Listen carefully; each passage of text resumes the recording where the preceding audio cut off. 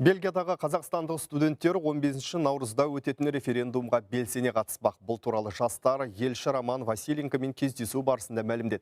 Қазір корольдікте 80-ге жуық қазақстандық студент білім алып жатыр. Кездесуде елші жастармен елдің қазіргі саяси, әлеуметтік-экономикалық дамуы, сыртқы саясаттағы басымдықтары мен жаңа конституция жобасы жайлы пікір алмасты. Дипломат ата заңның жаңа жобасы бойынша референдум азаматтарға өз пікірін еркін білдіруге және елдің болашағы үшін өзекті мәселеге үн қосуға таптырмас мүмкіндік екенін атап өтті. Жастарда жаңа жобаның басым бағыттарына тоқталып, саяси науқанға белсене қатысатындарын жеткізді. Мемлекеттік басқаруды жақсарту, парламенттің рөлі күшейту және вице-президент қызметін енгізу мәселелері талқыланды.